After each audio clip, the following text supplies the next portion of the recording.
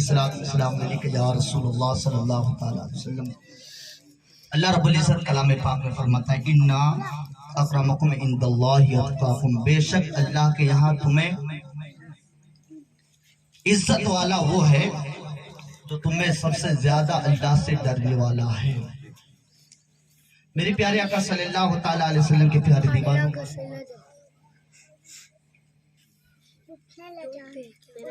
جب کسی محفل میں یا کسی بھی ہم عبادت میں مشغول رہے تو عبادت کرنے سے پہلے، ذکر کرنے سے پہلے نبی کی بارگاہ میں ضرور پڑھ لیا کریں۔ الحمدللہ درود پاک کی بے شمار فضیلتیں ہیں۔ درود پڑھنے سے ایمان تازہ ہوتا ہے، درود پاک پڑھنے سے انسان کی ہر مشکلات کا حل ہوتا ہے۔ آج ہماری زندگی میں کوئی تھوڑی سی پریشانی آتی ہے تو ہم نہ جانے کہاں کہاں ٹھوکر کھاتے ہیں، لیکن اللہ کے رسول فرماتے ہیں کہ اگر انسان درود پڑھتا ہے،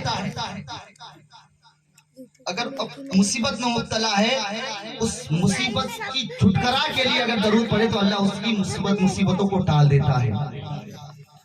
انسان اگر بیمار ہے، وہ اپنی مرض سے شفا چاہتا ہے، اس بیماری سے شفا چاہتا ہے، اللہ کے رسول فرماتے ہیں اللہ اس کی بیماری کو شفا کر دیتا ہے۔ انسان اگر قرضے دار ہے، قرضے میں مبتلا ہے، میرے آقا فرماتے ہیں اگر وہ قرضے سے نجات چاہے، اللہ تعالیٰ اس درود پاک کی برکت سے اسے قرضے سے رہا عطا فرماتا ہے۔ الحمدللہ تو جب بھی درود پاک پڑھنے کی باری آئی اور پڑھنے کے لیے کہے تو بڑی محبت کے ساتھ پڑھی جائے۔ پڑھی ایک مرتبہ درود پاک، اللہم صلی علی سیدنا مولانا محمد وبارک وسلم، صلو علیہ الصلوۃ والسلام علیک یا رسول اللہ صلی اللہ تعالیٰ علیہ وسلم۔ ایک حدیث پاک سماعت کریں، میں مسلمان کی طرف جاؤں گا جس مقصد کے لیے میں آیت کریمہ تلاوت کرنے کا شرف حاصل کیا۔ اللہ کے رسول فرماتے ہیں کہ جب بندہ مومن درود پاک پڑھتا ہے تو رب کائنات ان کی سانسوں سے ایک سفید بادل کو پیدا کرتا ہے۔ کہہ دو سبحان اللہ، سبحان اللہ۔ ایک سفید بادل کو پیدا فرماتا ہے، پھر رب کا حکم ہوتا ہے وہ سفید بادل دریائے رحمت میں ڈبکی لگاتا ہے۔ کہہ دو سبحان اللہ۔ دریائے رحمت میں گھوٹا مارتا ہے، پھر رب کا حکم ہوتا ہے اب وہ سفید بادل بارش برسنے لگتا ہے۔ کہہ دو سبحان اللہ۔ اللہ کے رسول فرماتے ہیں کہ جب رب کا حکم ہوتا ہے تو وہ سفید بادل بارش رب کے حکم سے برسنے لگتا ہے۔ جب وہ سفید بادل بارش کا قطرہ زمین کے کسی بھی حصے میں گرتا ہے، اللہ تبارک و تعالیٰ اس سفید بادل بارش کے قطروں کو سونا بنا دیتا ہے۔ سبحان اللہ۔ اگر درود پاک پڑھ لے ان کی سانسوں سے اللہ کیا مقام عطا فرماتا ہے۔ بارش کا قطرہ اگر کسی زمین پر، زمین کے کسی بھی کھڈے میں گر جائے، رب کائنات اس بارش کے قطروں کو سونا بنا دیتا ہے۔ اور اگر وہی سفید بادل بارش کا قطرہ اگر کسی پہاڑ پر گر جائے تو رب کائنات اس قطرے کو چاندی بنا دیتا ہے۔ اور اگر وہ بارش کا قطرہ کسی کافر پر گر جائے تو رب کائنات اسے ایمان کی دولت سے سرفراز عطا فرماتا ہے۔ اب اندازہ لگائیے کہ اگر مومن درود پاک پڑھ لے تو اللہ اس کی سانسوں سے یہ مقام عطا فرماتا ہے، اور وہ بارش کا قطرہ جس درود پاک کی برکت سے اللہ نے پیدا کیا، اگر وہ بارش کا قطرہ اگر کسی کافر پر گر جائے تو اللہ اسے ایمان کی دولت سے نواز دے۔ جو بندہ درود پاک صبح شام پڑھتا رہتا ہو تو اللہ تعالیٰ اس کے ایمان کو کتنا مضبوطی عطا فرماتا ہے۔ میرے پیارے آقا صلی اللہ تعالیٰ علیہ وسلم کے پیارے دیوانوں، ہم اور آپ بڑے خصوصی اس لیے کہ رب کائنات نے 18,000 مخلوقات کو پیدا کیا۔ آپ سمجھ سکتے ہیں کہ اللہ نے کسی کو مٹی بنایا، کسی کو ہوا بنایا، کسی کو پتھر بنایا، کسی کو پانی بنایا، کسی کو چاند ستارے بنایا، اللہ نے کسی کو درخت بنایا۔ اللہ چاہتا تو ہمیں کچھ بھی بنا سکتا تھا، غور کرنے کی بات ہے۔ اللہ چاہتا تو ہمیں مٹی بھی بنا سکتا تھا، اللہ چاہتا تو ہمیں پتھر بھی بنا سکتا تھا، اللہ چاہتا تو ہمیں ہوا بھی بنا سکتا تھا، لیکن نہیں بنایا۔ اللہ کا منظور دیکھو، اللہ کی مصلحت کو دیکھو۔ پھر آگے اپنے ذہن کو بڑھاؤ، جانوروں میں کسی کو اللہ نے گدھا بنایا، کسی کو سانپ بنایا، کسی کو بندر بنایا، کسی کو بچھو بنایا، کسی کو نہ جانے کیا کیا بنایا، کسی کو کتا بنایا۔ اللہ اگر چاہتا تو ہمیں کتا بنا سکتا تھا، اللہ اگر چاہتا ہمیں بندر بنا سکتا تھا، اللہ چاہتا تو ہمیں سانپ بنا سکتا تھا، اللہ جو چاہتا اپنے مرضی سے بنا سکتا تھا، لیکن اللہ نے ہمیں کتا نہیں بنایا، اللہ نے ہمیں سانپ نہیں بنایا، بندر نہیں بنایا۔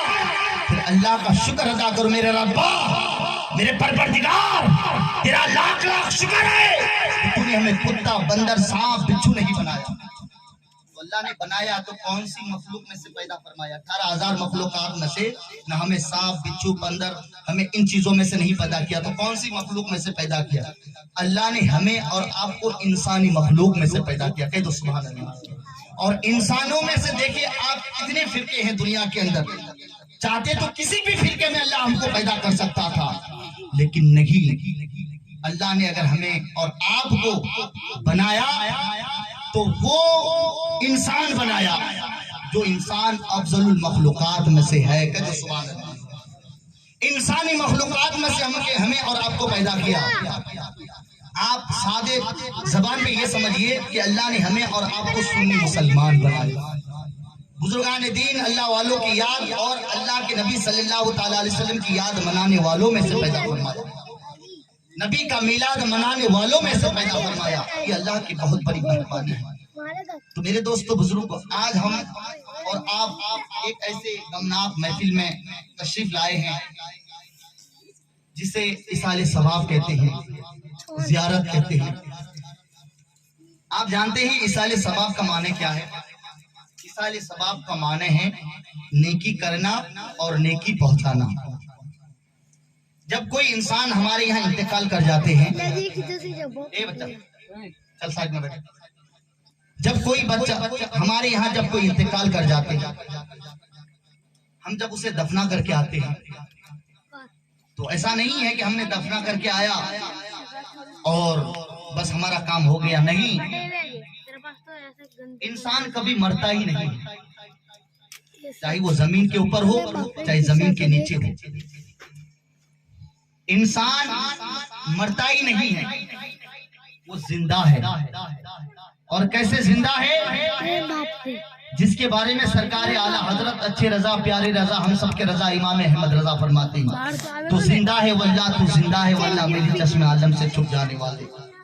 وہ ایسے زندہ ہوتے ہیں کہ اگر ہم ان کی بارگاہ میں جاتے ہیں تو ہمیں پہچانتے بھی ہیں۔ ہم جب ان کی بارگاہ میں جاتے ہیں، آپ یہ سمجھیے جب ہم ان کی قبر میں جاتے ہیں تو جانے والا جو جاتا ہے نا مرحوم سے پہچانتے بھی ہیں۔ اور یہ ہم اپنی مرضی سے نہیں کہتے ہیں، اللہ کے رسول صلی اللہ تعالیٰ علیہ وسلم خود فرماتے ہیں۔ اللہ کے رسول فرماتے ہیں کہ جب تم قبرستان میں جاؤ تو تم سلام کیا کرو، کیونکہ جب تم قبر والوں کو سلام کرتے ہو، السلام علیکم یا اہل القبور، اے قبر والوں آپ پر سلامتی ہو، تو وہ ہمارے سلام کو وہ سنتے ہیں اور سلام کا جواب بھی دیتے ہیں۔ کہہ دو سبحان اللہ۔ وہ ہمیں سلام کا جواب بھی دیتے ہیں، اور یہی تک محدود نہیں ہے، اللہ کے رسول فرماتے ہیں کہ جب ہم قبرستان میں چلتے ہیں تو چلنے کی جو آہٹ کی آوازیں آتی ہے، میرے آقا فرماتے ہیں اس آواز کو بھی وہ قبر والے سنتے ہیں۔ اب وہ کیسے زندہ ہوتے ہیں؟ چلنے کی آہٹ کی آواز بھی وہ سنتے ہیں۔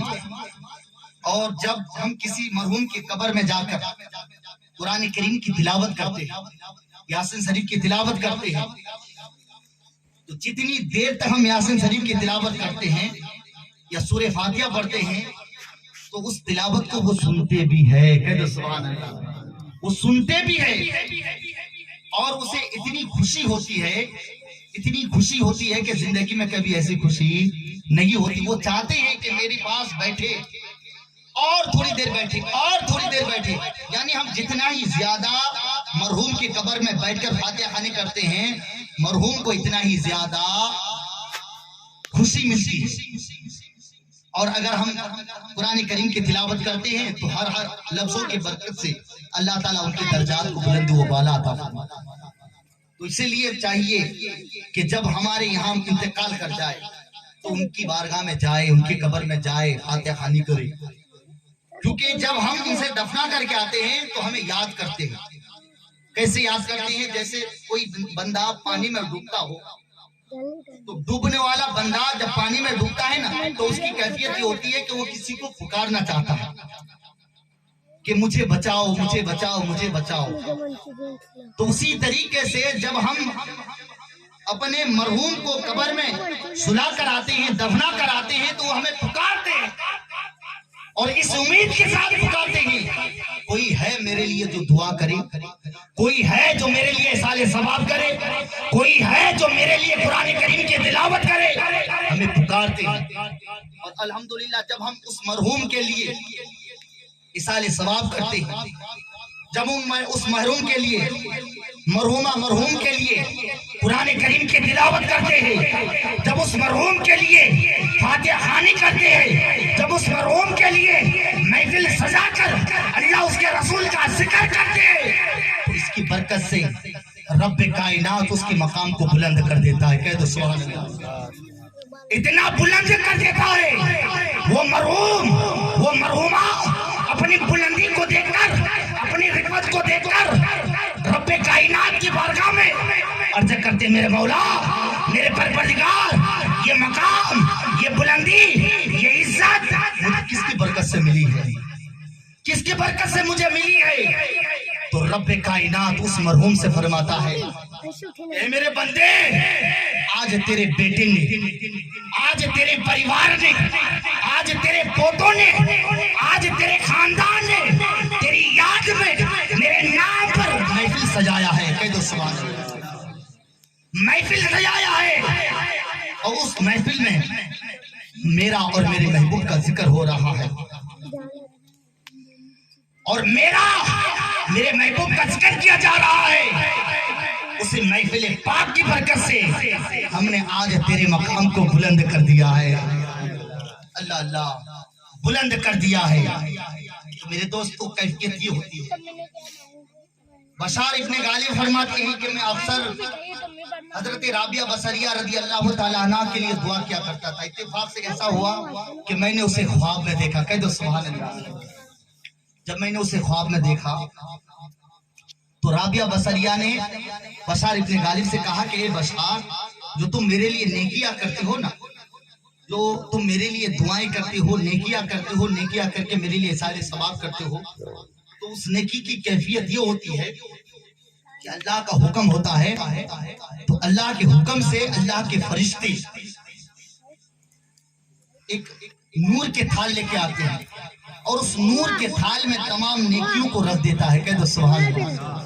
اور ریشمی رومالوں سے ڈھک دیتے ہیں اور ڈھک کر کے وہ فرشتے میری بارگاہ میں لے کے آتے ہیں اور کہتے ہیں کہ یہ تحفہ فلاں کی طرف سے آپ کی خدمت میں پیش کیا ہے, آپ قبول کر لے. کس نے کہا؟ بشار ابن غالب سے کہا. کس نے؟ حضرت رابعہ بصریہ رضی اللہ تعالیٰ عنہ نے. پھر حضرت بشار ابن غالب سے کہا کہ اے بشار جب کوئی زندہ لوگ کسی فوت شدہ لوگوں کے لیے یعنی کسی مرحوم کے لیے اصال ثواب کرتا ہے, محفل سجاتا ہے, قرآن کی تلاوت کرتا ہے, فاتحہ خوانی کرتا ہے, اس کے ساتھ بھی ایسا ہی کیا جاتا ہے. یعنی جب ہم کسی کے لیے, کسی مرحوم کے لیے, جیسا کہ آج ہم لوگ مرحومہ رشیدہ بہن کی اصال ثواب کے لیے ہم لوگ اکٹھا جمع ہوئے ہیں, الحمدللہ ان کے لیے جو ہے اصال ثواب کے لیے قرآن کی تلاوت کی گئی, تسبیحات پڑھی گئی, درود پاک پڑھے گئے اور اللہ اس کے رسول کا ذکر بھی ہو رہا ہے, محفل سجائے گئے ہیں. ہمارا ایمان کہتا ہے کہ اللہ کے فرشتے آئیں گے اور ایک نور کے تھال میں تمام نیکیوں کو رکھ کر ریشمی رومالوں سے ڈھک کر رشیدہ بہن کی بارگاہ میں پیش کریں گے اور اس شان سے پیش کریں گے فرشتے کہ یہ فلاں فلاں فلاں فلاں کی طرف سے یہ تحفہ ہے، آپ اسے قبول کر لے، اب اسے کتنی خوشی ہوگی۔ تاریخ شاہد ہے، حدیث پاک میں بھی ہے کہ جب ہم کسی مرحوم کے لیے سال ثواب کرتے ہیں اور فرشتے ان کی بارگاہ میں پیش کرتے ہیں تو اسے اتنی خوشی ہوتی ہے کہ کبھی زندگی میں ایسی کبھی خوشی نہیں ہوتی۔ تو میرے دوستو بزرگوں، کہ ہماری آپ کی بہت بڑی خوش نصیبی ہے کہ جب انسان انتقال کر جاتا ہے اور ان کی محبت میں ہم قرآن کی تلاوت کرتے ہیں، فاتحہ خوانی کرتے ہیں، تو اللہ تبارک و تعالی اگر وہ بندہ گنہگار ہوتا ہے تو ہمارے ذکر و اذکار سے اللہ اس کے گناہوں کو مٹا دیتا ہے، اور اگر وہ نیک ہے تو اللہ ان کے درجات کو اور بلند عطا فرماتا ہے۔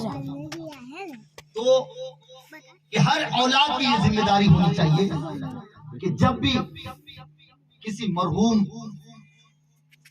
کا انتقال کر جائے، کسی انسان کا انتقال کر جائے تو ان کے لیے ہم اصالہ ثواب کریں۔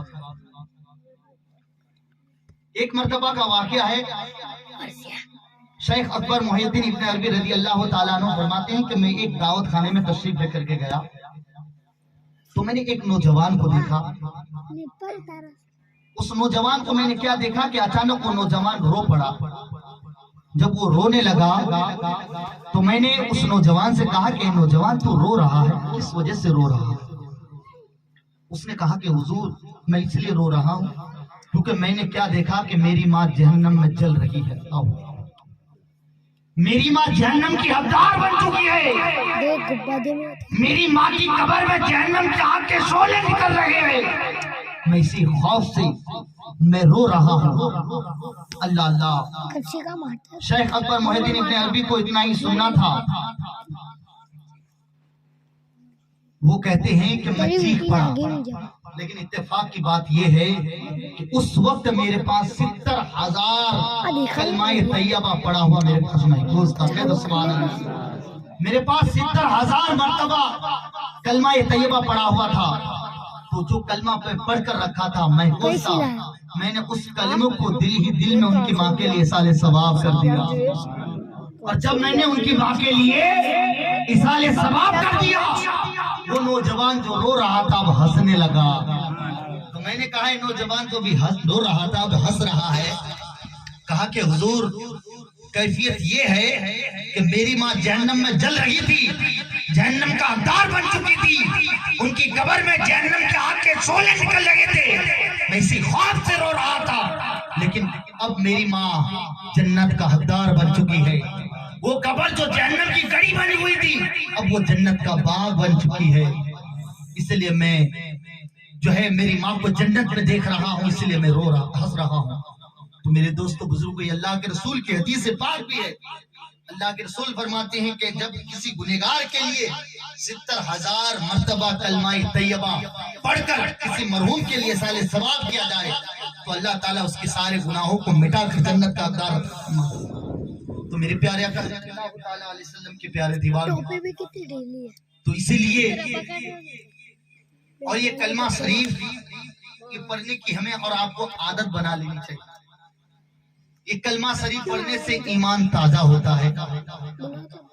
ایسا نہیں ہے کہ ہمارے یہاں جب کوئی انتقال، آج ہم نے عادت بنا لیا، ایک رسم و رواج بنا لیا ہے، ہم قرآن کی پیٹی اسی وقت کھولتے ہیں، ہمارے گھر میں قرآن کی پیٹی اسی وقت آتا ہے جب ہمارے یہاں کوئی انتقال ہوتا ہے۔ بڑے افسوس کی بات ہے، کیا قرآن صرف کسی مرحوم کے اصالہ ثواب کے لیے نازل ہوا ہے؟ نہیں، قرآن میں الحمدللہ ہر مسئلے کا حل ہے۔ اسی طریقے سے کلمہ شریف ہم تبھی پڑھتے ہیں جب ہمارے یہاں پہ انتقال کر جاتا ہے، نہیں، ہر وقت ہر لمحہ ہر گھڑی قرآن کی تلاوت کیا کرو، کلمہ شریف پڑھا کرو، اور کلمہ شریف پڑھنے سے ایمان تازہ ہوتا ہے۔ میرے آقا فرماتے ہیں کہ جب تم بستر میں جاؤ سونے کے لیے، اگر زیادہ نہیں تو کم سے کم 2 مرتبہ تم ضرور کلمہ پڑھ کے سو جایا کرو۔ میرے آقا فرماتے ہیں اگر تم نے 2 مرتبہ بھی کلمہ پڑھ کر سویا گویا تم نے 2 غلام کو آزاد کر کے سویا، تو پھر اگر 2 مرتبہ پڑھے تو 2 غلام۔ آج کے تعلیم میں کون کسی کو غلام خرید سکتا ہے؟ ہماری حیثیت ہی نہیں ہے کہ ہم کسی کو خرید سکیں۔ لیکن الحمدللہ اگر ہم کلمہ کو پڑھتے ہیں تو اللہ تعالیٰ 2 غلام آزاد کرنے کا ثواب ضرور عطا فرماتا ہے۔ اللہ کے رسول فرماتے ہیں کہ اگر انسان گناہ کبیرہ نہ کرے، بڑا گناہ نہ کرے، اور وہ انسان اگر اس کلمہ کو پڑھے، کون سے کلمے؟ لا الہ الا اللہ محمد رسول اللہ۔ الحمدللہ جو ان پڑھ ہے نا وہ بھی اس کلموں کو پڑھ سکتا ہے۔ تو اگر اس کلموں کو اگر کوئی پڑھتا ہے، اگر وہ شرط یہ ہے کہ وہ گناہ کبیرہ نہ کرے، تو اللہ کے رسول فرماتے ہیں کہ جب بندہ مومن اس کلمہ کو پڑھتا ہے تو اس کو پڑھنے کی برکت سے اللہ کا عرش ہلنے لگتا ہے۔ کہہ دو سبحان اللہ۔ عرش الہی ہلنے لگتا ہے، اللہ کا عرش ہلتا ہے۔ جب وہ عرش ہلنے لگتا ہے تو رب کائنات اس عرش سے فرماتا ہے، اے عرش تو ہلتا کیوں ہے؟ تو ساکن ہو جا، تو ٹھہر جا۔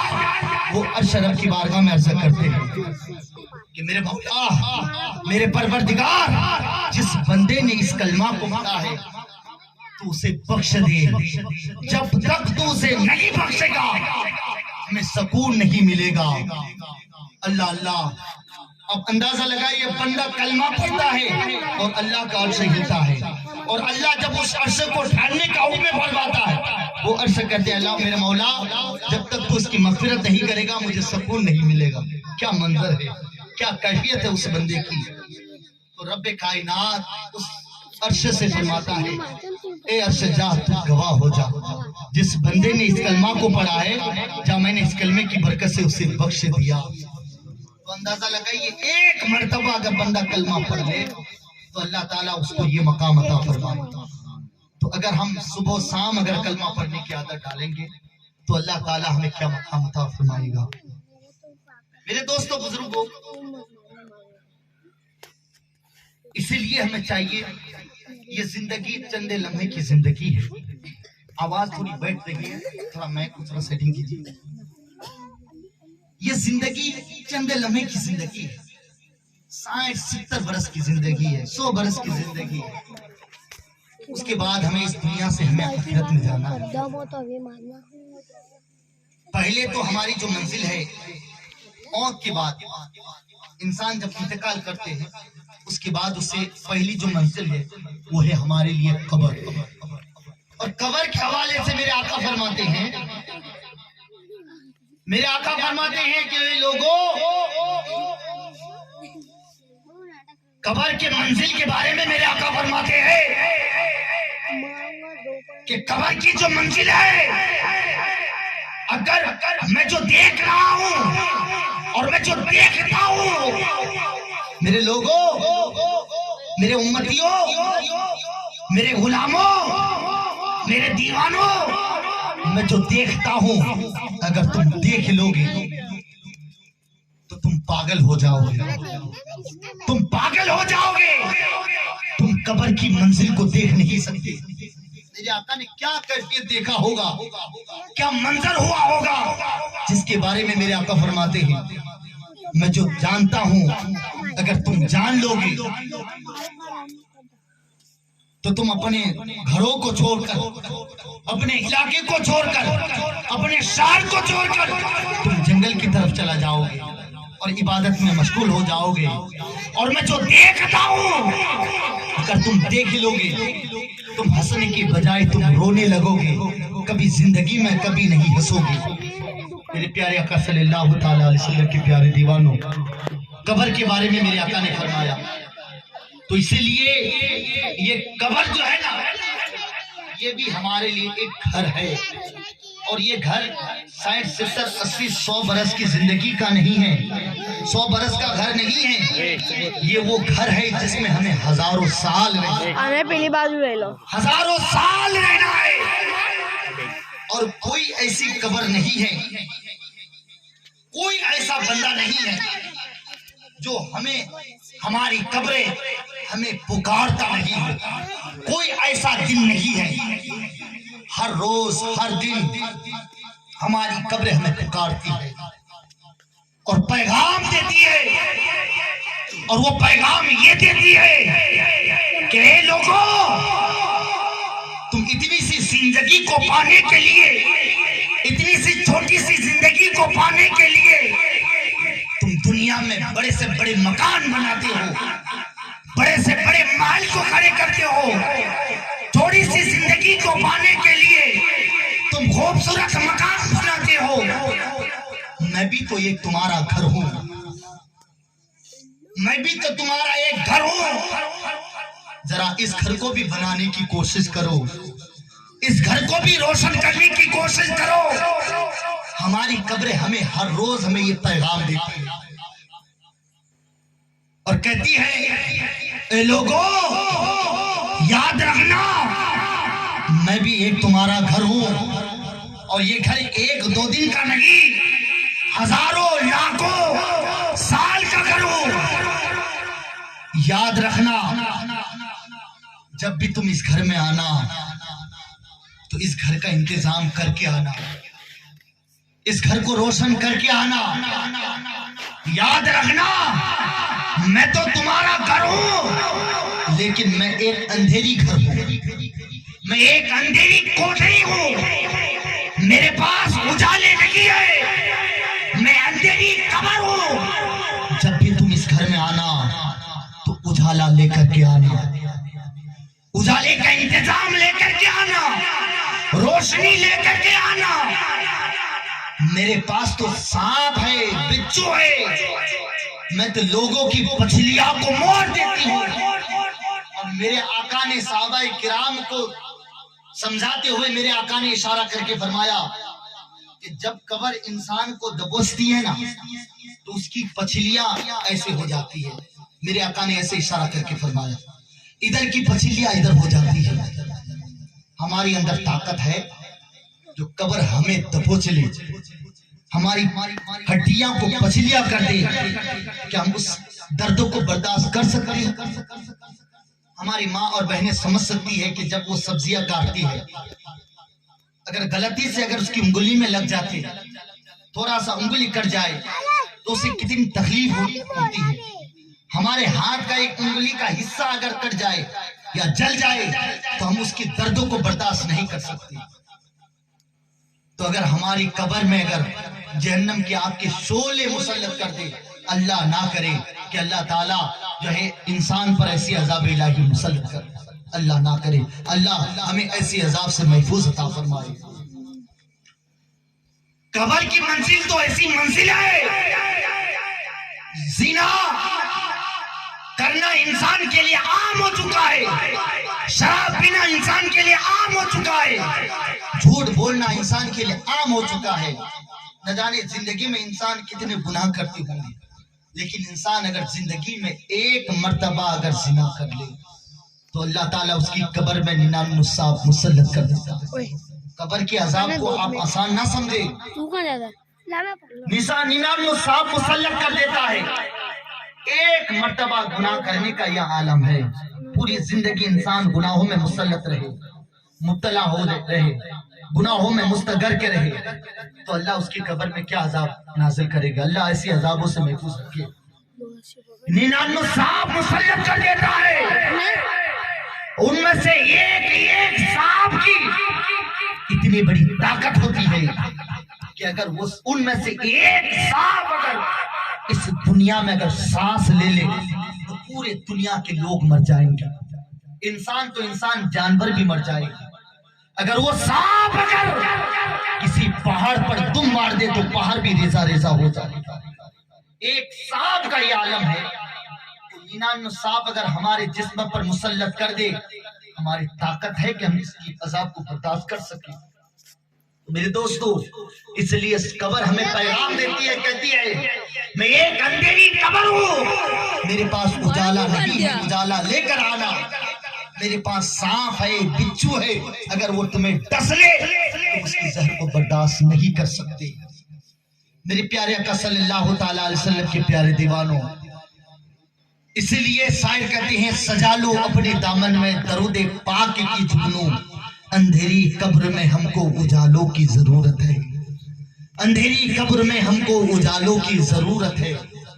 میرے پیارے آقا صلی اللہ تعالی علیہ وسلم کے پیارے دیوانوں، اس لیے اللہ کے رسول فرماتے ہیں میں تو جانتا ہوں اگر تم جان لو گے تو ہنسنے کے بجائے تم رونے لگو گے، اس لیے میرے آقا فرماتے ہیں کہ تم رب کی بارگاہ میں دعائیں مانگا کرو اور رو رو کر کے مانگا کرو۔ میرے آقا فرماتے ہیں کہ اگر تمہیں رونا نہیں آتا تو رونے جیسے چہرے بنا لیا کرو۔ بڑے افسوس کی بات ہے کہ رونے کی تو دور کی بات ہے، رونے جیسے چہرہ بھی ہم بنا نہیں پاتے۔ ہمارا حال یہ ہے۔ میرے آقا فرماتے ہیں قرآن کی تلاوت کیا کرو۔ اگر تم نے قرآن کی تلاوت کی تو جب بھی تم قرآن کی تلاوت کی یا جب بھی تم قرآن کی تلاوت کرو تو رو رو کر کے تلاوت کیا کرو۔ اگر تمہیں رونا نہیں آتا تو رونے جیسے چہرہ بنا کر کے تلاوت کیا کرو۔ میرے پیارے آقا صلی اللہ تعالیٰ علیہ وسلم کے پیارے دیوانے، آپ یہ نہ سمجھے کہ زندگی میں ہمیں اچھی نوکری مل گئی ہے، ہم اچھا کماتے ہیں، اونچے محل میں رہتے ہیں، سماج میں برادری میں ہمارا بہت اچھا آن بان شان ہے، ہماری عزت ہے، ہمارا دبدبہ ہے، ہماری زندگی ایسی گزر جائے گی، آخر میں موت آ جائے گی، قبر میں چلے جائیں گے۔ یہ نہ سمجھے یہ دنیا یہ فانی ہے، آج نہیں تو کل یہ دنیا ختم ہونے والی ہے، فنا ہونے والی ہے، لیکن یہی دنیا ہمارے لیے جنت بھی ہے اور دوزخ بھی ہے۔ ہمیں اللہ نے زندگی دی ہے، تو اس زندگی کو ہمیں جو ملی ہے تو اس زندگی کو پا کر ہمیں اللہ اس کے رسول کو راضی کر کے اس دنیا سے جانا ہے۔ اس لیے میرے دوستو بزرگوں، میں نے جو آیت مبارکہ تلاوت کرنے کا شرف حاصل کیا، ان اکرمکم عند اللہ اتقاکم، بے شک اللہ کے یہاں تمہیں عزت والا وہ ہے جو تمہیں سب سے زیادہ اللہ سے ڈرنے والا ہے۔ عزت والا کون ہے؟ اونچے محل میں رہنے والے، جس کے پاس دولتوں کے انبار ہو، جس کے پاس بڑے بڑے گاڑیاں ہو، کون ہے اللہ کے نزدیک عزت والا؟ آؤ ہم قرآن سے سوال کرتے ہیں تو قرآن میں اللہ فرماتا ہے کہ تم میں عزت والا وہی ہے جو تم میں سب سے زیادہ اللہ سے ڈرنے والا ہے۔ تو اللہ سے ہمیں ڈرنا چاہیے، خدا کا خوف کھانا چاہیے، رب کی بارگاہ میں رونا چاہیے، گڑگڑانا چاہیے۔ اور جب بندہ خوف خدا میں روتا ہے، جب خوف خدا سے اس کا جسم لرزنے لگتا ہے، میرے آقا فرماتے ہیں کہ جب بندہ خوف خدا میں لرزتا ہے تو اس کے جسم سے ایسے گناہ جھڑ جاتے ہیں جیسے درخت کے پتے جھڑتے ہیں۔ کہہ دو سبحان اللہ۔ تو اس لیے میرے دوستو بزرگوں، اور جب بندہ خوف خدا میں روتا ہے، آنسو بہاتا ہے، تو اللہ کے رسول فرماتے ہیں کہ جب بندہ خوف خدا میں رو رو کر کے آنسو بہاتا ہے تو جب ان کی آنکھوں سے آنسو کے قطرے نکل کر چہرے تک پہنچتا ہے، جب اس کے چہرے تک اسے آنسو کا قطرہ پہنچتا ہے، میرے آقا فرماتے ہیں اس آنسو کی برکت سے اللہ رب العزت اس پر جہنم کی آگ حرام کر دیتا ہے۔ تو پھر ہم کیوں نہ روئے؟ میرے آقا کی بارگاہ میں حضرت عائشہ نے عرض کیا، یا رسول اللہ صلی اللہ تعالیٰ علیہ وسلم، آپ کی امت میں سے کوئی ایسی امتی ہے جو بغیر حساب و کتاب جنت میں داخل ہو جائے؟ تو میرے آقا نے فرمایا، ہاں میری امتوں میں وہ امت ہے جو اپنے گناہوں کو یاد کر کے رب کی بارگاہ میں رویا کرے۔ کہتے سبحان اللہ۔ تو ہم تو گنہگاری ہے، تو ہمیں چاہیے زندگی میں ہم نے جب بھی گناہ کیے ہیں اس گناہوں کو یاد کرے اور رب کی بارگاہ میں توبہ کرے، روئے۔ اللہ تعالیٰ پھر اس بندے کو یہ مقام عطا فرماتا ہے کہ اللہ تعالیٰ اسے بغیر حساب و کتاب جنت کا مقام عطا فرماتا ہے۔ تو میرے دوستو بزرگوں، لیکن ہمارا حال کیا ہے؟ ہمارا حال یہ ہے کہ اگر ہمارے سماج میں اگر کسی نے کوئی گناہ کیا اور ہم نے دیکھ لیا تو ہم سماج میں اسے اتنا ذلیل کرتے ہیں، اتنا رسوا کرتے ہیں، ایسا لگتا ہے کہ سماج میں اس کی کوئی حیثیت ہی نہیں ہے، لیکن اسے پتا نہیں ہے کہ وہ جو اسے ذلیل کرنے کی کوشش کرتا ہے اسے یہ نہیں معلوم کہ میں اندر سے چھپ چھپ کر کے میں کتنا گناہ کرتا ہوں۔ ہمارا حال تو یہ ہے کہ ہم خود گناہ کرتے ہیں، لیکن جب کسی گنہگار کو دیکھتے ہیں تو بس اسے شرمندہ کرنے میں لگے رہتے ہیں۔ میرے آقا نے کبھی یہ نہیں فرمایا کہ تم گنہگار سے نفرت کرو۔ اگر کوئی گنہگار ہے، کوئی شرابی ہے، کوئی زناخور ہے تو اسے نصیحت کرو۔ شراب پینے والا شراب پیتا ہے، سماج سے اسے باہر مت کرو، اسے سمجھاؤ، اس بری چیز سے، اس گناہوں سے بچاؤ، ایسی نصیحت کرو، اس کے قریب ہونے کی کوشش کرو۔ ہو سکتا ہے کہ آپ اس کے قریب ہونے کی وجہ سے جو ہے وہ اس گناہ سے بچ سکے۔ ہماری عادت یہ ہونی چاہیے۔ میرے آقا نے یہ نہیں فرمایا کہ تم گنہگار سے نفرت کرو، بلکہ میرے آقا نے فرمایا تم گناہ سے نفرت کرو۔ ہمارا حال کیا ہے؟ ہم گنہگار سے نفرت کرتے ہیں لیکن گناہ ہم بھی کرتے ہیں۔ لیکن ہمیں کیا کرنا چاہیے؟ گناہ سے نفرت کرنا چاہیے۔ آؤ نفرت کرو شراب سے، آؤ نفرت کرو جھوٹ سے، آؤ نفرت کرو بری باتوں سے، آؤ نفرت کرو تکبر سے، حسد سے، جلن سے۔ کیوں؟ جب ہم گناہ سے نفرت کریں گے تو ہم گناہوں سے بچ جائیں گے۔ اور گنہگار کی بات ہے تو الحمدللہ میرے آقا نے بڑے بڑے گنہگاروں کو سینے سے لگایا ہے۔ تو ہم کون سی کھیت کی بولی ہے کہ ہم گنہگار سے نفرت کریں؟ تو میرے پیارے آقا صلی اللہ تعالیٰ علیہ وسلم کے پیارے دیوانوں، تو اس لیے ہمیں چاہیے، اور الحمدللہ جو مومن ہوتا ہے نا، مومن جو ہوتا ہے وہ تو جہنمی ہو ہی نہیں سکتا، میرا ایمان کہتا ہے۔ کیوں؟ اس لیے کہ الحمدللہ اگر وہ مومن ہے اور اگر وہ گنہگار بھی ہے، اتنا گنہگار ہے کہ ہم اس کے گناہوں کا اندازہ نہیں لگا سکتے۔ اگر ایسے گنہگار کے لیے بھی اگر الحمد شریف پڑھ کر یا قرآن کی کوئی سورت پڑھ کر یا درود پاک پڑھ کر اس مرحوم کے لیے سال ثواب کرتے ہیں تو قرآن کی اس سورت کی برکت سے اللہ اس کے سارے گناہوں کو معاف کر دیتا ہے۔ تو مومن کی تو شان یہ ہے، اور اگر مومن کی تو اتنی بڑی شان ہے الحمدللہ، خود اللہ اس کے محبوب سے کہتا ہے، کہہ دو مچل کے سبحان اللہ۔ اللہ فرماتا ہے میرے محبوب، اگر کوئی بندہ ایسا گنہگار ہے کہ اس نے سمندر کے جھاگ کے برابر بھی گناہ کیا، درختوں کے پتوں کے برابر گناہ کیا ہو، آسمان کے ستاروں کے برابر بھی گناہ کیا ہو، انسان کے تعداد کے برابر بھی گناہ کیا ہو، اگر وہ بندہ اگر آپ کی بارگاہ میں درود پاک پڑھ کر میری بارگاہ میں دعا کرتا ہے، اس درود پاک کی برکت سے میں اس بندے کے سارے گناہوں کو معاف فرما کر میں اس کی دعاؤں کو قبول کر لیتا ہوں۔ تو اندازہ لگائیے کہ یہ ایک مرتبہ درود پاک پڑھ کر اگر کسی مرحوم کے لیے ہم مثال ثواب کر دیں تو اللہ تعالیٰ کیا مقام عطا فرمائے گا۔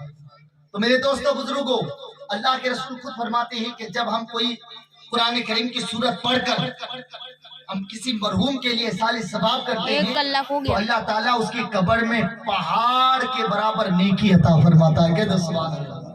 تو جس کے لیے ہم قرآن کی تلاوت کریں، ذکر و اذکار کریں، تسبیحات پڑھیں، نثر و نیاز کا اہتمام کریں، اللہ اس کے مقام کو کتنا بلند عطا فرمائے گا۔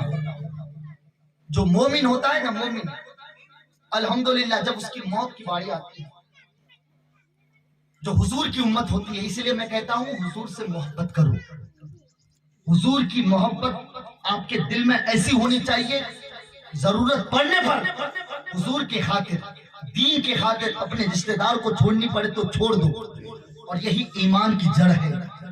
میرے دوستو بزرگوں، جو بندہ رسول سے محبت کرتا ہے، نبی کی بارگاہ میں درود پڑھتا ہے، نبی کی بارگاہ میں ایمان رکھتا ہے، اس کی ایمان کی برکت سے جب اس کی موت کی گھڑی ہوتی ہے تو اس کی روح ایسی نکالی جاتی ہے جیسے گندے ہوئے آٹوں سے بال نکالے جاتے ہیں۔ نہیں تو موت بھی ایک ایسی دردناک شدید عذاب ہے کہ اللہ اگر موت کی تکلیف اگر بندوں پر ڈال دے بندہ برداشت نہیں کر سکتا۔ جب انسان کو موت کا وقت ہوتا ہے، جب اس کی آخری گھڑی ہوتی ہے، اسے ایسی تکلیف ہوتی ہے، ایسے وقت میں اگر اسے 7 سمندر کا پانی بھی پلا دیا جائے نا تب بھی اس کی پیاس کی شدت بجھ نہیں سکتی. یہ موت ایسی تکلیف ہے. بتایا جاتا ہے کہ اگر کانٹے کے درخت میں، ببول کے کانٹے میں اگر کسی کپڑے کو یا مثلا کسی عورت کے ساڑی کو رکھ دیا جائے اور اس ساڑی کو اگر کھینچا جائے تو اس ساڑی کی کیفیت کیا ہوگی؟ وہ کپڑا پھٹ کر ریزہ ریزہ ہو جائے گا. جب انسان کے جسم سے روح کو نکالی جاتی ہے تو اس کی کیفیت یہ ہوتی ہے جیسے ببول کے کانٹے میں کپڑے کو کھینچا جاتا ہے اور کپڑا ریزہ ریزہ ہو جاتا ہے. اسی طریقے سے انسان کا جسم ریزہ ریزہ ہو جاتا ہے. اور بتایا جاتا ہے کہ اگر کسی زندہ بکری کی چمڑی کو اجڑی جائے، زندہ بکری کی چمڑی کو نکالا جائے تو اس بکری کی کیا کیفیت ہوگی؟ انسان کے جسم سے جب روح کو نکالی جاتی ہے تو اس کو ایسی تکلیف ہوتی ہے. لیکن اگر وہ بندہ مومن ہے، نبی کی بارگاہ میں درود پڑھنے والا ہے، کلمہ پڑھتا ہے، ایمان رکھتا ہے نبی کی بارگاہ میں، تو اس کی روح اتنی آسانی سے نکالی جاتی ہے جیسے گندے ہوئے آٹوں سے بال نکالے جاتے ہیں. یعنی اسے موت کا احساس تک نہیں ہوتا. تو میرے دوستو بزرگوں، تو اس لیے ہمیں چاہیے کہ ہم حضور کی بارگاہ میں درود پڑھا کریں، اللہ کا قرب حاصل کریں، نبی کا قرب حاصل کریں. اور اللہ کا قرب کیسے حاصل ہوگا؟ آخری بات بتا کر کے میں تقریر کو اختتام کروں گا. اللہ کا قرب حاصل کرو. قرب کسے کہتے معلوم ہے؟ قرب کا مطلب ہوتا ہے یعنی اللہ کے قریب ہو جانا. کہتے سبحان اللہ. کون ایسا بندہ نہیں چاہے گا کہ میں اللہ کے قریب نہ ہو جاؤں؟ کون ایسا بندہ نہیں چاہے گا کہ میں رسول کا قرب حاصل نہ کروں؟ سرکار فرماتے ہیں کہ جو میرا قرب حاصل کرنا چاہتا ہے، میرا قریب ہونا چاہتا ہے، جو جتنا زیادہ مجھ پر درود پڑے گا وہ اتنا ہی زیادہ مجھ سے قریب ہوگا، اور جنت میں وہ اتنا ہی مجھ سے قریب ہوگا جو جتنا زیادہ درود پڑے گا. تو درود پڑھنے سے رسول کا قرب حاصل ہوتا ہے اور اللہ کی عبادت کرنے سے اللہ کا قرب حاصل ہوتا ہے. تو اللہ کا قرب حاصل کیسے ہوگا؟ تو اللہ کا قرب اگر حاصل کرنا چاہتے ہو تو نماز کی پابندی بھی کیا کرو. زندگی کا کوئی بھروسہ نہیں، نہ جانے کب کس کی موت آ جائے. ہم نے دیکھا ہے کہ باپ کے سامنے جوان بیٹی کو مرتے ہوئے ہم نے دیکھا ہے. ہم نے عمر سے عمر دراز کے لوگوں کو ہم نے دیکھا ہے کہ وہ زندہ ہے اور جس کے بارے میں ہم نے تصور بھی نہیں کیا وہ ہم سے پہلے انتقال کر گئے. تو موت کا کوئی بھروسہ نہیں. اللہ کا قرب حاصل کرو. اللہ کا قرب کیسے حاصل ہوگا؟ نماز کی پابندی کرو. جب نماز کی پابندی کرو گے تو اللہ کا قرب حاصل ہوگا. میرے آقا فرماتے ہیں کہ جب بندہ رب کی عبادت کے لیے، نماز کی ادائی کے لیے رب کی بارگاہ میں کھڑا ہوتا ہے، نماز کے لیے اللہ اکبر کہتا ہے، میرے آقا فرماتے ہیں اس بندے اور رب کے درمیان جتنے حجابات ہوتے ہیں سارے حجابات کو ہٹا دیتا ہے، سارے پردے کو ہٹا دیتا ہے، رب کی رحمتوں کے دروازوں کو کھول دیتا ہے. کیا کیفیت ہوتی ہے اس بندے کی، کیا منظر ہوتا ہے اس نمازی کی، یعنی اللہ کے قریب ہو جاتا ہے، سارے حجابات کو ہٹا دیتا ہے. لیکن وہی نمازی جب اللہ اکبر کہتے ہوئے ثنا پڑھتا ہے، الحمد و سلیم پڑھتا ہے، کسی سورت کو پڑھ کر رکوع میں جاتا ہے، میرے آقا فرماتے ہیں وہ نمازی اور اللہ کے قریب ہو جاتے ہیں. کہتے سبحان اللہ، اور اللہ کے قریب ہو جاتے ہیں. اور جب وہی نمازی جب سجدے میں جاتا ہے اور اللہ کے قریب ہو جاتے ہیں، اور اللہ کے قریب ہو جاتے ہیں. اور کچھ بندوں کی کیفیت تو یہ ہوتی ہے کہ اسے رب کا جلوہ ہی جلوہ نظر آتا ہے. مولا علی کی اگر بات کرے، مولا علی مشکل کشا فرماتے ہیں کہ جب میں اپنے سر کو سجدے میں رکھتا ہوں تو میں رب کا جلوہ دیکھتا ہوں، اور جب میں اپنے سر کو سجدے میں رکھتا ہوں جب تک میں رب کا جلوہ نہیں دیکھتا میں اپنے سر کو سجدے سے نہیں اٹھاتا۔ تو یہ ہے نماز کی اہمیت۔ تو نماز کی پابندی کرے، نماز کی پابندی کرو گے اللہ کا قرب حاصل ہوگا، اللہ کے قریب ہو جاؤ گے۔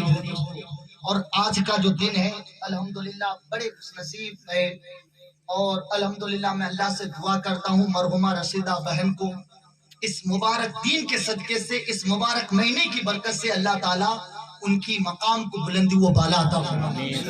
کیونکہ یہ جو آج کا جو دن ہے نا الحمدللہ مولا علی مشکل کشا رضی اللہ تعالیٰ عنہ کی پیدائش کا دن ہے۔ کہہ دو سبحان اللہ۔ بہت بڑے خوش نصیب ہے الحمدللہ ہم اور آپ۔ مولا علی اور علی کی اگر بات کریں الحمدللہ کوئی ایسا بندہ نہیں ہے جو علی کی محبت کے بغیر جنت میں چلا جائے۔ علی کی شان ہے، اگر کوئی جنت کو حاصل کرنا چاہتا ہے تو علی کی محبت اپنے دل میں بسا لے۔ علی کی محبت کے بغیر، علی کی اجازت کے بغیر کوئی جنت حاصل نہیں کر سکتا، جنت میں نہیں جا سکتا۔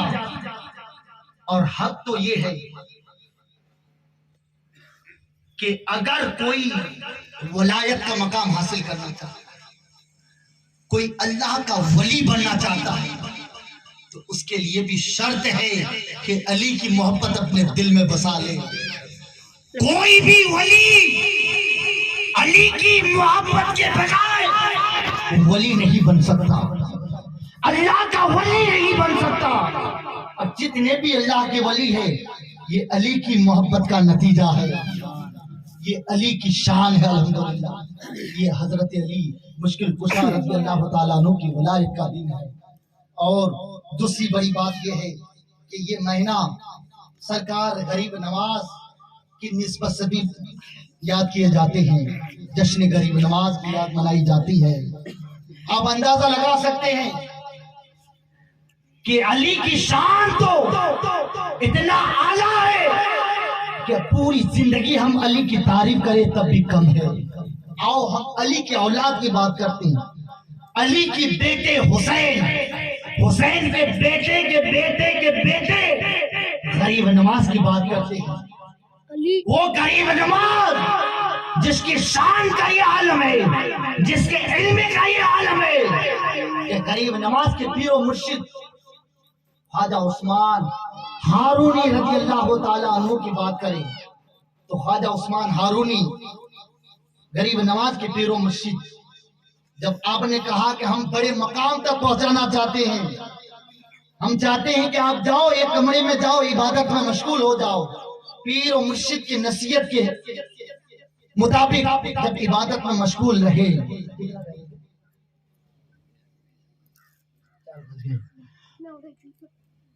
تو نصیحت کے مطابق جب آپ عبادت میں مشغول رہے تو غریب نواز سے پیر و مرشد نے کہا، شیخ کامل نے کہا کہ بیٹا ہم نے جو آپ کو کہا تھا آپ نے اس پر عمل کیا، اب بتاؤ اس سے آپ کو کیا مقام ملا ہے، اب بتا سکتے ہو، اب کہاں سے کہاں تک دیکھ رہے ہو؟ ہے کہہ دو سبحان اللہ۔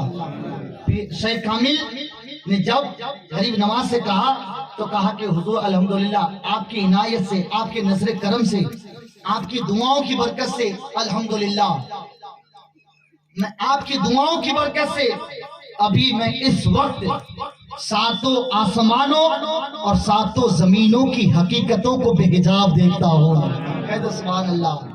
کہا کہ بیٹا ہم آپ کو اس سے اور اونچے مقام تک پہنچانا چاہتے ہیں، اور عبادت کرو۔ دوسری مرتبہ پھر عبادت میں مشغول ہو گئے، عبادت کرتے رہے۔ دوسری مرتبہ پھر شیخ کامل نے غریب نواز کو بلایا، کہا کہ بیٹا آپ ہمیں بتاؤ ابھی آپ کہاں تک دیکھ رہے ہو؟ تو شیخ کامل نے کہا، شیخ کامل کے کہنے سے غریب نواز نے کہا کہ حضور آپ کی عنایت سے، آپ کی توجہ کی دعاؤں کی برکت سے میں ابھی تحت الثری سے لے کر عرش اولیٰ تک دیکھ رہا ہوں۔ کہہ دو سبحان اللہ۔ تحت الثری سے لے کر عرش اولیٰ تک دیکھنا یہ کوئی آسان نہیں ہے، اور بے حجاب کا مطلب سمجھتے ہیں؟ یعنی اگر ہم سے اور آپ سے اگر کہیں کہ زمین کے نیچے کیا ہے ہم نہیں بتا سکتے، ہمارے درمیان میں ایک پردہ ہے. ہم سے کہے کہ دیوال کے پیچھے کیا ہے ہم نہیں کہہ سکتے، لیکن جو اللہ کا ولی ہوتا ہے ان کی دیکھنے کی کیفیت یہ ہوتی ہے کہ زمین کے اندر کیا ہو رہا ہے وہ بھی دیکھتا ہے. چاند اور ستاروں میں، آسمانوں میں کیا ہو رہا ہے وہ دیکھتے ہیں. اس لیے کہا جاتا ہے کہ اللہ والے جو ہوتا ہے نا وہ بے حجاب دیکھتا ہے. مطلب کیا؟ اس لیے کہا جاتا ہے کہ جب تم کسی عالم دین کے پاس بیٹھو تو اپنی زبان کو سنبھال کر بیٹھو. ہو سکتا ہے کہ آپ نے کوئی ایسی الفاظ کہیں جس کی وجہ سے آپ پر فتویٰ لگ جائے. اور جو ولی ہوتا ہے کہا جاتا ہے کہ ولیوں کی بارگاہ میں جاؤ تو زبان نہیں، زبان کے ساتھ ساتھ اپنے دل کو بھی سنبھال کر بیٹھو، کیونکہ جو ولی ہوتا ہے نا وہ دل کی کیفیت کو بھی جانتا ہے. تو کہا کہ تحت الثری سے لے کر عرش اولی تک دیکھ رہا ہوں. تو کہا کہ بیٹا ہم آپ کو اس سے اور اونچے مقام تک پہنچانا چاہتے ہیں. کہہ دو سبحان اللہ. تو کہا تو پھر عبادت میں مشغول ہو گئے. تیسری مرتبہ بلایا، کہا کہ بیٹا آپ بتاؤ ابھی آپ کیا دیکھ رہے ہو؟ تو شیخ کامل نے اپنے دونوں انگلیوں کو ایسے اشارہ کیا، دونوں انگلیوں کو ایسے اشارہ کر کے کہا کہ بیٹا یہ تیسری مرتبہ جب سوال کیا گیا اس وقت شیخ کامل نے کہا، خواجہ غریب نواز کے پیر و مرشد خواجہ عثمان ہارونی رضی اللہ تعالیٰ نے کہا کہ بیٹا بتاؤ یہ دونوں انگلیوں کے بیچ میں تم کیا کیا دیکھ رہے ہو؟ کہہ دو سبحان اللہ. کہا کہ سرکار میں ان دونوں انگلیوں کے بیچ میں 18,000 مخلوقات کو دیکھ رہا ہوں، اللہ کی حقیقتوں کو دیکھ رہا ہوں، عرش اولی کے آگے ان حجابات کے انوار تجلیات کو دیکھ رہا ہوں. کہا کہ بیٹا جا، ہم آپ کو جس مقام تک پہنچانا چاہتے ہیں ہم نے پہنچا دیا. تو میرے دوستو علی کے بیٹے حسین، حسین کے بیٹے کا یہ عالم ہے، تو میرے حسین کا کیا عالم ہوگا؟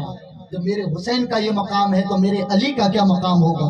جب میرے علی کا یہ مقام ہے جو تمام نبیوں کا سردار ہے، جس کے صدقے سے کائنات کو بنایا ہے، جس کے صدقے سے 18,000 مخلوقات کو پیدا کیا ہے، اللہ نے اس کا کیا مقام عطا فرمایا ہوگا؟ تو میرے دوستو بزرگوں، اس لیے تو شاعر کہتے ہیں ایک ہی پیالے میں ساگر کا آنا، جادوگروں کو کلمہ پڑھانا، سارا زمانہ خواجہ تیرا دیوانہ، شان ہے تیری نرالی، خواجہ کی شان ہے نرالی. آج پوری دنیا جشن غریب نواز کی یاد کیوں منائی جاتی ہے؟ غریب نواز کو یاد کیوں کی جاتی ہے؟ الحمدللہ اگر ہمارے گھر میں یہ قرآن خوانی کا جو محفل ہو رہا ہے، یہ دینی ماحول جو ہمیں اور آپ کو دیکھنے کو مل رہا ہے، الحمدللہ یہ غریب نواز کی شان ہے، جس کے قدموں کی برکت سے الحمدللہ 90 لاکھ کافر کلمہ پڑھ کر مسلمان ہو گئے. میرے دوستو بزرگوں، تو اس لیے ہمیں چاہیے کہ ہم اللہ کا ذکر کریں، اللہ کی یاد میں خوف منائے اور اپنی موت کو یاد کریں. ہماری قبر ہمیں روز پکارتی ہے اور یاد کرتی ہے اور کہتی ہے میں بھی ایک تمہارا گھر ہوں. تو میرے دوستو بزرگوں، ہم نے اپنے جسموں کو تر و تازہ تو رکھتے ہیں، بڑے افسوس کی بات ہے میرے دوست. آخری بات میں آپ کو بتا دوں، ایک مرتبہ درود پاک پڑھ لیجیے. اللہ سیدنا مولانا محمد صلی اللہ علیہ وسلم یا رسول اللہ صلی اللہ علیہ وسلم. آپ جانتے ہیں کہ آپ کے جسم کی طاقت کہاں سے ملنے کی ہے؟ ہماری روح سے. کہہ دو سبحان اللہ. انسان کب مرتا ہے؟ جب ہمارے جسم سے روح کو نکال لی جائے.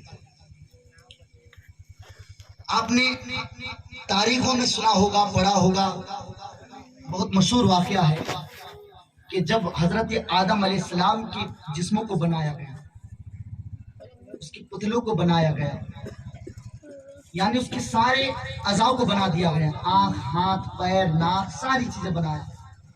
لیکن جب اس کی آنکھیں بنایا گیا دیکھ نہیں سکتا تھا، زبان تو بنا دیا گیا لیکن بول نہیں سکتا تھا، پیر تو بنا دیا گیا چل نہیں سکتا تھا، ہاتھ تو بنا دیا گیا لیکن پکڑ نہیں سکتا تھا، لیکن اسی جسم کے اندر جب نور محمدی کے ساتھ اس کے جسم میں روح رکھا، وہ آگے جو دیکھ نہیں سکتا تھا دیکھنے لگا، وہ زبان جو بول نہیں سکتا تھا بولنے لگا، وہ ہاتھ جو پکڑنے کی صلاحیت نہیں رکھتی تھی پکڑنے کی صلاحیت رکھنے لگے، وہ پیر جو چل نہیں سکتا تھا چلنے لگا۔ تو پتا چلا کہ جسم کی جو طاقت ہے وہ روح سے ہے، اور انسان کے جسم سے اگر روح نکال لی جائے تو انسان مردہ ہو جاتا ہے۔ اللہ نے جسم کو بنایا اور جسم کی طاقت روح سے ہے، اور جسم روح نکل جائے تو جسم مردہ ہو جاتا ہے۔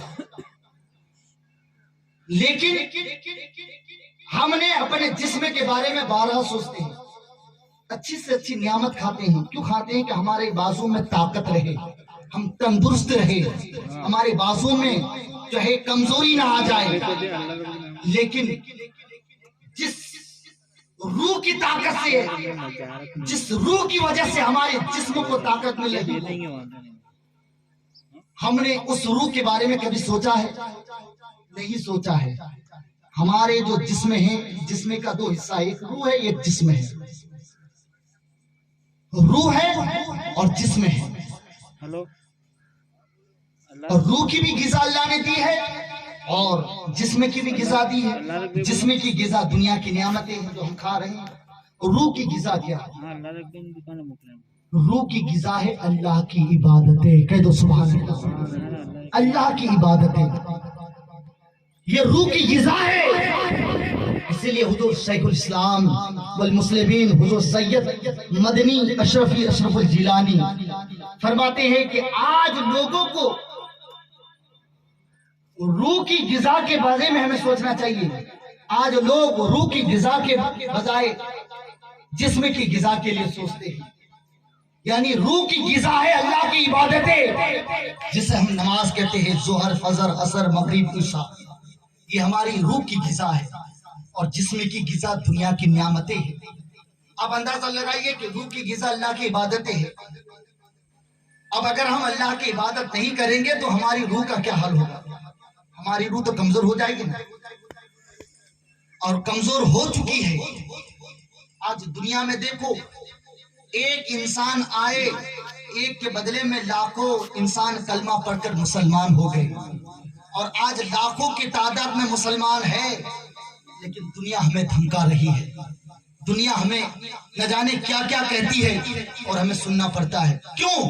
اس لیے کہ جو اللہ والے تھے آج ہم انتقال کر جاتے ہیں، ہمارے اولاد ہمیں یاد تک نہیں کرتے۔ کیوں؟ اور اللہ والوں کی اگر بات کرتے ہیں، ہزاروں سال ہو گئے، آج بھی دنیا اسے یاد کرتی ہوئی نظر آتی ہے۔ کیوں؟ اس لیے کہ ہم نے زندگی میں تو رہا، زندگی تو گزاری، لیکن ہم نے اپنے روح کو تر و تازہ نہیں رکھا، اس لیے آج دنیا ہمیں بھول چکی ہے۔ لیکن جس نے اپنے جسم کو تر و تازہ کے ساتھ، اپنے جسم کو، اپنے روح جسم کو تر و تازہ کے ساتھ اپنے روح کو تر و تازہ رکھا، دنیا آج بھی اسے یاد کرتی ہوئی نظر آتی ہے۔ کاش اگر ہم بھی اپنے روح کو تر و تازہ رکھتے، انشاءاللہ ہماری اولاد بھی ہمیں یاد کرتی ہوئی نظر آئے گی۔ آج ہماری روح کو ہم نے مردہ کر دیے ہیں، ہم نے اپنے روح کو کمزور کر دیا ہے، اس لیے آج ہمارا حال یہ ہے کہ باپ جب اپنے اولاد کو نصیحت کرتا ہے، اولاد پر اپنے باپ کی نصیحت وصیت نہ اولاد پر اثر کرتا ہے، نہ اپنے پریوار پر اثر کرتا ہے، نہ اپنے گھر والوں پر اثر کرتا ہے۔ کیوں؟ اس لیے کہ ہم نے اپنے روح کو مردہ کر کے رکھا ہے، ہم نے اپنے روح کو تر و تازہ نہیں رکھا ہے۔ آؤ غریب نواز کی بات کریں۔ غریب نواز نے 90 لاکھ لوگوں کو کلمہ پڑھ کر مسلمان بنایا۔ کیوں؟ کیونکہ اس نے کسی کے ساتھ آپ نے جنگ نہیں کیا تھا، آپ نے کسی کو دھمکایا نہیں تھا، بلکہ آپ نے اپنے روح کو تر و تازہ رکھا تھا، جس کی وجہ سے 90 لاکھ لوگ کلمہ پڑھ کر مسلمان ہو گئے۔ کیوں؟ اس لیے کہ آپ نے اپنے روح کو ایسی تر و تازہ رکھا تھا کہ جب آپ بولتے تھے تو دنیا یہی سمجھتی کہ یہ زبان کبھی جھوٹ نہیں بول سکتی، جب آپ چلتے تھے تو دنیا یہی سمجھتی کہ یہ پیر کبھی کسی برائی کی طرف نہیں اٹھ سکتا. جب آپ کسی یتیم کے سر پر ہاتھ رکھتے تھے تو اس کی کیفیت یہ ہوتی, دنیا یہ سمجھتی کہ یہ ہاتھ کبھی کسی کو تکلیف نہیں دے سکتا. تو اگر ہم بھی اپنی روح کو تر و تازہ رکھیں گے تو انشاءاللہ جب ہم کسی کے سامنے کسی بھی میدان میں ہم گفتگو کریں گے تو اس کے دل میں اثر کرتا ہوا نظر آئے گا. تو اللہ رب العزت سے دعا ہے کہ ہمیں اور آپ کو اپنی روح کو تر و تازہ رکھنے کی توفیق و رفیق عطا فرمائے. اللہ رب العزت سے دعا ہے کہ اس محفل پاک کی برکت سے, مولا علی مشکل کشا کی ولادت کی برکت سے, جشن غریب نماز کی برکت سے, محدث اعظم کی برکت سے, تمام بزرگان دین کی برکت سے اس محفل پاک کو قبول عطا فرمائے. وما علینا الا البلاغ. استغفر اللہ استغفر اللہ استغفر اللہ. السلام علیکم ورحمۃ اللہ وبرکاتہ.